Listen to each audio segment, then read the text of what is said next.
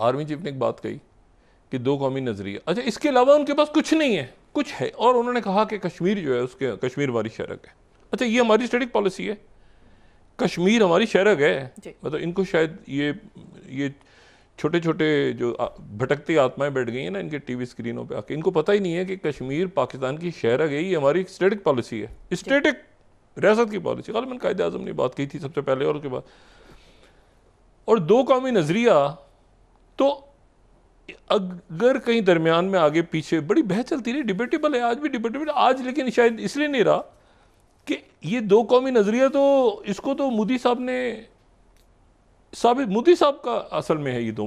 अब आज देखा जाए ना तो मोदी साहब इसके ज्यादा बड़े प्रमोटर हैं कि दो कौमी नजरिया है, ठीक है ना। बल्कि वो तो दो कौमी पे भी नहीं मानते, वो कहते हैं एक ही कौम है, एक ही कौम है, बाकी तो सारे, बाकी तो मार दो ना सारों को, एक कौमी नजरिया है। तो वो बिल्कुल जो है ना, उन्होंने तो एक अजीब ही कहानी डाली हुई है वहाँ।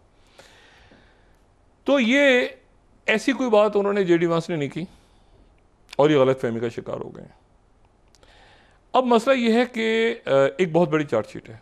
पहले तो मामला ये था कि इनकी तरफ से कोई बात होगी, आज भी कोर कमांडर्स कॉन्फ्रेंस गालिबन हुई है मुसलसल, ये जो है वो अच्छा उनका ये ख्याल भी था कि शायद ये अवाम और फ़ौज के दरमियान बेशुमार सियासी इशूज़ होते हैं, इख्तलाफात होते हैं, मामलात होते हैं, ये चलता रहता है पाकिस्तान। लेकिन जब पाकिस्तान का मामला आ जाए या दिफा का मामला आ जाए, तो उस वक्त जो है वो फिर कोई डिवीज़न आपको नज़र नहीं आएगी। हम तो बहुत ज़्यादा, जो पाकिस्तान का मीडिया है वो तो बड़े सवालात उठा रहा है ना, हम तो कोई हंसी मजाक ये इस तरह की बातें नहीं कर रहे, ना इतना गले फाड़ फाड़ के चीख रहे हैं। जो वहाँ पे भटकती आत्माएं जो हैं, जिन्होंने पहले दिन नहीं, मेरे ख्याल से कोई पिछले 25-30 सालों में कोई 7-8-10 नहीं, उससे भी ज़्यादा 7-8-10 हज़ार दफ़ा वो हर रोज़ पाकिस्तान को तोड़ते हैं, फिर पाकिस्तान को बना होता है अगले दिन, फिर दोबारा तोड़ रहे होते हैं, फिर एक साजिश बना रहे होते हैं। फिर ये तो हमने कोई ऐसी हरकत नहीं की जिसकी वजह से किसी की कोई तौहीन का। ये चिकन आउट भी एक ऐसा लफ्ज़ है जो इस्तेमाल होता है थोड़ी सी बेतुमान, वरना निवाया भी नीचे स्कूल के बच्चे मोदी भाग गया मैदान से, इस तरह का मुझे फुटेज बना के चला दें तो ये तो नहीं ना, लोग खुश हैं। आपको पता है यहाँ पाकिस्तान में अजीब हो रहा है, मोदी भाग गया मैदान से। हमने कहा नहीं भाई, ताल्लुकात हमारे और मीडिया को भी एक तरीके से रहना चाहिए। लेकिन असल बात यह कि वज़ीर आज़म मोदी गए कहाँ हैं? देखें बात यह है सारी कि जब आपने जुर्म नहीं जराइम किए हों, और दुनिया के साथ क्या कर रहे हैं, अपने ही लोगों पे जराइम किए हों, और फिर आप इस जोन में हो कि आप बड़े पॉपुलर हैं। मैंने वही बात की ना, पॉपुलर तो हिटलर भी था, हिटलर को तारीख किस नाम से याद करती है। ये अलग बात है कि वो, फिर मैं कहता हूँ कि अगर वो ईस्टर्न फ्रंट ना खोलता तो शायद तारीख कुछ और लिख रही होती। नेपोलियन भी पॉपुलर था। तो पॉपुलर होना और उसके साथ आप लोगों के गले दबा के और सर काट के कहें कि मैं पॉपुलर हो रहा हूँ, और साथ आपके एक हिजानी कैफियत रखता एक हजूम हो जो ये कह रहा हो, नारे लगा रहा हो, और आपके और जनाब वहाँ पर इसको, ये मैंने उस दिन कहा ना कि ये मैं तसव्वुर भी नहीं कर सकता था कि कभी ये लिंचिंग एक नॉर्म बन जाएगा। लिंचिंग हो रही है जी, लिंचिंग हो रही है, ख़वातीन जा रही हैं, उनको जनाब पीछे से वो गुंडे आके पकड़ रहे हैं, धक्के दे रहे हैं, बच्चों को कोई बारही शख्सियत है उनकी तौहीन हो रही है। ये सारा आज अबुल कलाम आज़ाद और मरहूम अल्लाह उनके दर्जात बुलंद फरमाए और बाकी बहुत सी शख्सियत जिंदा होती हैं तो ये पता नहीं जो रह गई थी उनके साथ क्या करते। बहुत बड़ी पॉपुलेशन है वो रेजिस्ट कर रही है इंडिया में, और वो मुसलमानों की नहीं बाकी लोग भी कर रहे हैं। मैं इसीलिए थोड़ा सा अलग करता हूँ जो इंडिया के, थोड़ा सा नहीं, मैं तो बहुत अलग करता हूँ। ये तो गुंडों का गिरोह है, इसको छोड़ दें। वो जो इंडिया के प्रॉपर लोग हैं वो तो भाई क्या बात है उनकी। अब मसला ये है कि ये जो गायब हो गए हैं, अब क्या इनका क्या किया जाए। ये सिर्फ एक ही फ़ोन उठा रहे हैं और वो अमेरिका का फ़ोन है। अमेरिका से कॉल आती है, इन्होंने कह दिया बस सिर्फ 001 से कोई फ़ोन आए तो हमें बताना, इसके अलावा कोई फ़ोन आ जाए तो हमें नहीं बताना। अब ये ना कोई प्रेस कॉन्फ्रेंस कर रहे हैं, ना ये कोई बता रहे हैं कि क्या हुआ। अब वहाँ का मीडिया एक मंत्रा बना रहा है कि अचानक कुछ होगा, अचानक कुछ होगा, अचानक कोई लंबा कुछ होगा, आगे कुछ होगा, कोई अचानक कोई प्लान बन रहा है, ये नया उनका कैसा। अच्छा वो नहीं कह रहे। अच्छा फिर वो राजनाथ सिंह आए कि चुन चुन के चुन चुन के चुन चुन के चुन चुन, जो कहना नहीं चाहिए। ये जब चाइना के साथ झड़प हुई थी ना इनकी, एक रूल्स बड़े रुथलेस हैं जो चाइना के साथ इनके रूल्स। यहाँ पे साबिका आनजहानी एलएसी जो थी, अब तो एलएसी ख़त्म हो चुकी है, अभी तो पता ही नहीं वो गई कहाँ। तो बड़े रुत वहाँ पे कानून ये है कि आपने हथियार लेके पेट्रोलिंग नहीं करनी, डंडों के साथ करनी है। ये बड़ा अजब सा एक इन्होंने खुद ही बैठ के कानून तैयार किया था। तो जब ये झड़प हुई ना जून 2020 में, तो इनके फौजी जानों से गए इंडिया, तो उनकी चाइना के लोगों ने डंडों से मारा। तो ऐसा डंडों से कैसे मारा? उन्होंने कहा जी, अच्छा इनका कहना ये है, चाइना इसकी तरदीद करता है, वो कहते हैं डंडों से इस तरह मारा कि उन्होंने कहा रूल ये था ना कि डंडे होंगे, सिर्फ इंडियन फौजियों को डंडों से मारा, उसमें कीलें लगी थी, या पता नहीं कीलें थी या नहीं थी, वैसे ही डंडों से मारा पड़ा। और कितना रुथलेस है मामला, यानी ये तो अजीब से जगह पे सारा चला गया। अच्छा यहाँ पे हाई अलर्ट है। हाई अलर्ट ये है कि ये किसी वक्त कुछ ना करें। अच्छा ये भी इतला है कि यहाँ पर इन्होंने कुछ करने की कोशिश की और उसके नतीजे में कुछ ऐसा हुआ इनके साथ जो अभी तक डिस्क्लोज़ ये नहीं कर रहे, और यहाँ से भी डिस्क्लोज़ नहीं हो रहा, लेकिन कोई इनकी तरफ कोई नुकसान वगैरह हुआ है। वो मतलब है कि कोई एयरक्राफ्ट वगैरह का नहीं, कोई जानी नुकसान कहीं किसी पोस्ट वोस्ट पे या कोई झड़पें हो रही हैं यहाँ पे, तो वो ये थोड़ा सा रिस्ट्रेन हो रहे हैं। लेकिन जवाब तो अपनी कौम को देना पड़ेगा, दुनिया को भी देना पड़ेगा। पहले तो आपको अपनी कौम को जवाब देना पड़ेगा कि क्या हुआ।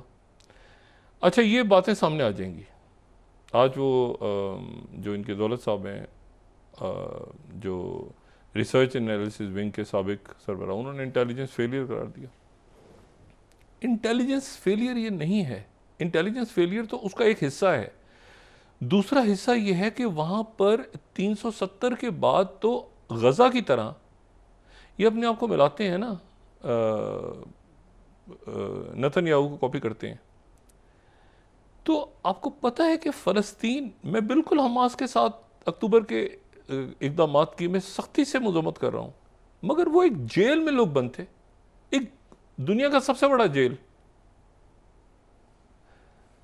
और ये जब, मैं पहले भी बात कर चुका हूँ कि ये जब खुला ना ये कुछ अरसे के लिए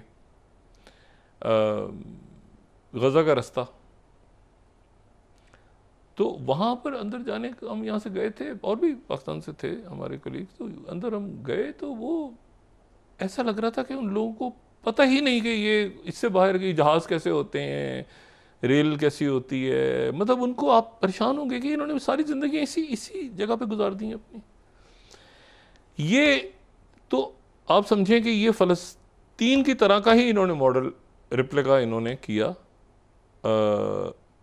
कश्मीर के लिए, कि बिल्कुल बंद कर दो, ख़त्म कर दो, बोलने नहीं दो, ये ना दो वो। उसके नतीजे में वहाँ पे एक अंदर इनको रेजिस्टेंस डेवलप हुई। पहले तो उन्होंने ये किया कि इनको साफ कर दिया 19 सीटों पे, इनको और गुस्सा चढ़ गया होगा, ठीक है, कि सारे सीटों से हार गए। इन्होंने जब बड़े फूल पत्तियाँ पड़ेंगे कि यहाँ के लोग कहेंगे आपने बड़ा हमें ज़बरदस्त कहा, फिर इन्होंने ये काम हुआ वहाँ पे। मैं अभी तक ये जो पाकिस्तान की पोजीशन है ना, फॉल्स फ्लैग, मैं इसके ऊपर अब तक इनको थोड़ा सा अपनी ज़ाती राय में थोड़ा सा लिवरेज दे रहा हूँ, क्योंकि ये अगर ये हो गया है ना, तो फिर उसके बाद तो बहुत कुछ हो गया है। यानी ये या तो बताएं, इंटेलिजेंस फेलियर तो एक पार्ट है उसका, दूसरा ये है कि क्या ये सारा का सारा जो है, यानी दौलत साहब ये भी बताएं कि अगर इंटेलिजेंस फेलियर है तो फिर ये कैसे, लोग कहाँ से आए, किधर गए, कौन थे, क्या हुआ, और ये अपने फौजी अफसरान को क्यों सैक करते जा रहे हैं, और ये सारा इनकी गले पड़ गया। और ये सरप्राइज़ अटैक अगर करेंगे, सरप्राइज़ अटैक तो नहीं होता ना, अगर आपने एक 10 दिन से 12, सरप्राइज़ अटैक तो होता है कि पता ही ना कि लोग सो रहे हैं और अटैक हो जाए। अब आप 10-12 दिन से, पता नहीं कितने दिनों से बैठे हुए हैं कि जी सरप्राइज़ अटैक होगा, सरप्राइज़ अटैक होगा, तो खाक सरप्राइज़ होगा। यहाँ पे तो बिल्कुल यानी आप समझें कि सारी मोबिलाइजेशन है, सारे दुनिया को बता दिया गया है, सारे यहाँ पर। और इनके 2 3 4 5 मुख्तलिफ लोग बात कर रहे हैं कि वो बहुत सारे छोटे छोटे, एक तो चल रहा है ना कि अगर वो थ्रेशोल्ड बढ़ जाता है इनकी तरफ से अटैक होता है, तो इनकी वॉरशिप उड़ जाए, इनके शहर 2 4 वहाँ पे नसीबात हिट हो जाए। पाकिस्तान वो बिल्कुल होता है ना कि एक आगे और दूसरा और तीसरा और चौथा, वो मैंने कल भी कहा था ना कि ये ऑटो शुरू हो जाता है, ये खुद ब खुद शुरू होता है रिएक्शन। लेकिन अब पाकिस्तान पे एक और बड़ा प्रेशर है कि ये जो लोग थे जिन्होंने दहशतगर्दी की है जाफर एक्सप्रेस में, जिनके सबूत हैं, इनको क्या करना है, जो मैंने कल भी बात की थी, इनको क्या वो म्यूजियम में रखना है गुलबशन यादव की तरह, या दुनिया को बताना भी है कि ये क्या है।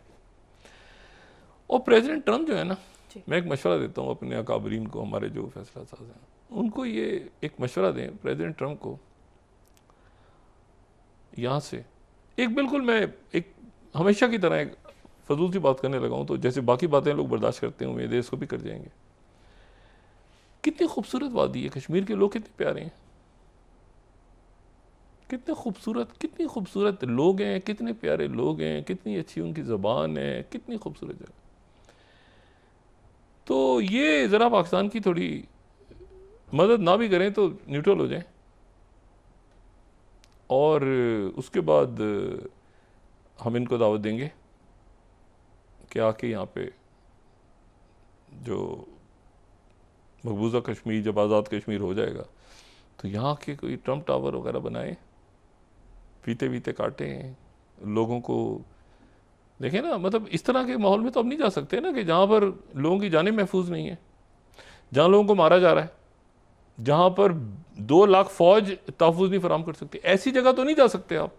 ऐसी जगह तो आप तभी इन्वेस्टमेंट कर सकते हैं कि जब वो महफूज इलाके हों। कम से कम हकूक़ का मसला हमारे यहाँ भी चलता रहता है, वो इलेक्शन में ये हो गया, सीटें ये हो गई, वो हो गई, इससे ये होता है ना, बस इतना ही होता है ना।